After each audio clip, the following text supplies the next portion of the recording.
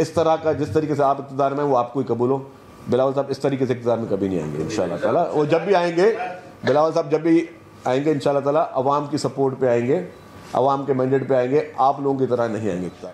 शहीद शाहनवाज भुट्टो को शहीद किया, जिस तरह ये पूरे ख़ानदान को जिस तरीके से मैं समझता हूँ कि पूरे पाकिस्तान की हिस्ट्री में इस तरह की कोई मिसाल आपको नहीं मिलेगी। और फिर प्रेसिडेंट आसिफ अली ज़रदारी साहब को 12 साल जेल में भुगतना पड़ा, तो ये एक बहुत बड़ी कुर्बानी पाकिस्तान पीपल्स पार्टी की है, इस पाकिस्तान के लिए, इस कौम के लिए, इस मुल्क में जमहूरियत के लिए। और ये कुर्बानी ता क़यामत पाकिस्तान पीपल्स पार्टी की जारी रहेगी। हम आज भी अपने मुल्क में डेमोक्रेसी के लिए खड़े हैं, आज भी अपने मुल्क में हम चाहते हैं कि हमारा मुल्क तरक्की करे। हम मुल्क के इदारों के साथ खड़े हैं, हम मुल्क के हर उस किसान के साथ खड़े हैं, हर उस मज़दूर के साथ खड़े हैं, हर उस मज़लूम के साथ खड़े हैं जिनके लिए पाकिस्तान पीपल्स पार्टी वजूद में आई है। और इंशाअल्लाह ताला ता क़यामत पाकिस्तान पीपल्स पार्टी अपने इस नज़रिए पे कायम रहेगी। अच्छा, थैंक यू। शर्जील साहब, मेरे दो सवाल हैं। एक सवाल तो यकीनन पीपल्स पार्टी की जो जमहूरियत के लिए कुर्बानियाँ हैं वो उसकी आपने काफ़ी तफसील बताई, लेकिन सिंध के हवाले से भारतीय वजीर ने जो वजीर दिफा ने बयान दिया है, उसके हवाले से आप क्या कहेंगे? सिंध हुकूमत का क्या मौक़िफ़ है? इतनी बड़ी ज़रब उसने लगाई है। दूसरा, उम्मा बुखारी साहिबा का कहना है कि बिलावल भुट्टो ज़रदारी कभी वज़ीर आज़म नहीं बन सकता, तो इस पर क्या रद्द-ए-अमल देंगे? अच्छा जी, पहले आपने बात की भारतीय वज़ीर दिफा। देखिए जी, जिस तरीके से आपको याद होगा कि भारत ने इससे पहले एक हरकत की थी और उनका अभिनंदन एक जहाज़ लेकर आने की कोशिश को, जिस तरीके से उसको पाकिस्तान ने एक इबरतनाक उसको मिसाल दी कि भारत का जहाज़ गिराया गया और फिर इज़्ज़त के साथ, एक बड़े मैच्योरिटी के साथ और बड़ा फराख दिली के साथ, इज़्ज़त के साथ चाय पिला के वापस भेजा, जो भारतीयों के मुंह पे एक तमाचा था। इसे कहते हैं इखलाक की मार जो हमने उनको दी। फिर जब उन्होंने फिर दरअंदाजी की पहलगाम के बाद और पाकिस्तान पर इल्ज़ाम लगाया, पाकिस्तान ने कहा, उस वक्त प्राइम मिनिस्टर शहबाज शरीफ साहब ने कहा कि जी हम उसकी हर इन्वेस्टिगेशन जो भी आप लोगों ने करनी है हम तैयार है। लेकिन फिर भी भारत को एक तकलीफ थी, भारत को एक जंगी जुनून था, एक तकब्बुर था। मैं थोड़ा वाज़ेह करूँ, शायद ये बातें पहले ना हो, कि भारत की आप साइज़ देख लें, भारत की पॉपुलेशन देख लें, पाकिस्तान की साइज़ देख लें, पाकिस्तान की पॉपुलेशन देख लें, भारत के रिसोर्सेज देख लें, पाकिस्तान के रिसोर्सेज देख लें। रकबे के लिहाज से, आबादी के लिहाज से भारत एक बहुत बड़ा मुल्क है और वो अपने आप को कहलवाता है कि वो सुपर पावर है। पाकिस्तान उससे रकबे के हिसाब से, साइज़ के हिसाब से छोटा मुल्क है और पाकिस्तान जो है उसके एक अपने चैलेंजेस हैं। और पाकिस्तान ने बहुत अरसे से जो है हम वो दहशतगर्दी के खिलाफ जंगें लड़ रहे हैं, जो कि भारत या और कोई मुल्क नहीं लड़ रहा।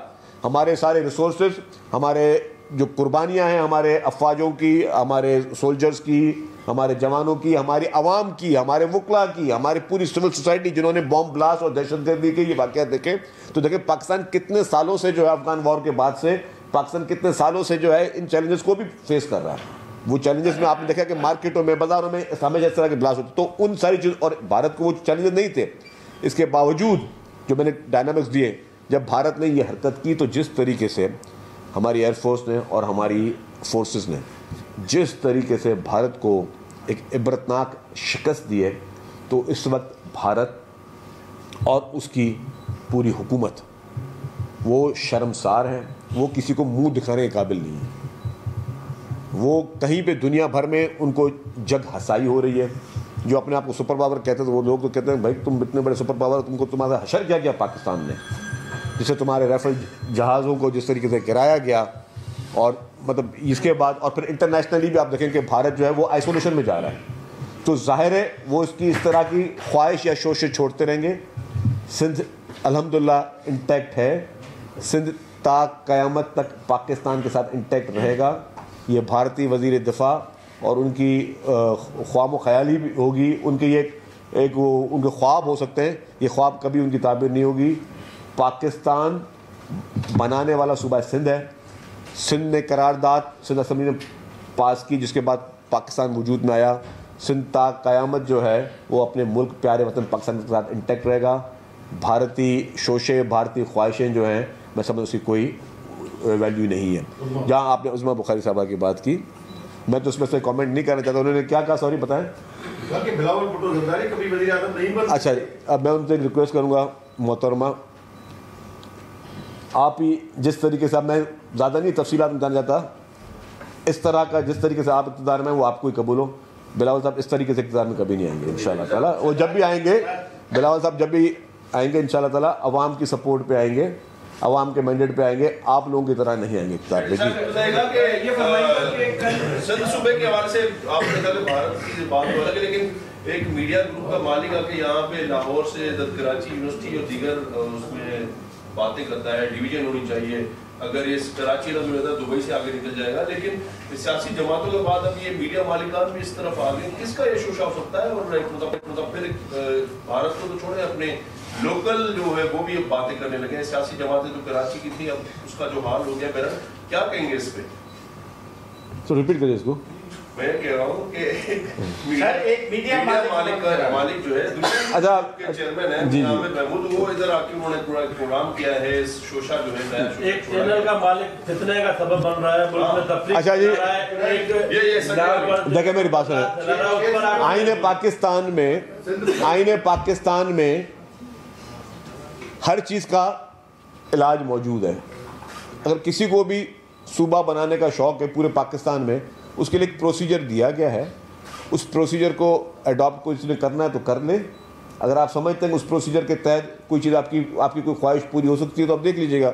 लेकिन मैं बता दूं कि जो उस प्रोसीजर मौजूद है ना, उस प्रोसीजर में किसी के ख्वाब ख्याल में भी नहीं होना चाहिए कि सिंध को तकसीम करें। अच्छा शरीफ साहब, ये बता दें कि गवर्नर साहब की तब्दीली की भी जो बात सुनाई दे रही है, आप ये अभी इस्लामाबाद में थे, बहुत सारे लोगों ने या शेरवानी या सिलवाने के लिए आर्डर दे दिया है, वो ले लें जाके शेरवानी, या कुछ नहीं होगा? मुझे नहीं पता जी कि किसकी शेरवानी बन रही है, किसकी शेरवानी नहीं बन रही, लेकिन ये कि ये फेडरल गवर्नमेंट का डिसीजन है, जब वो ले वो उनकी मर्जी है।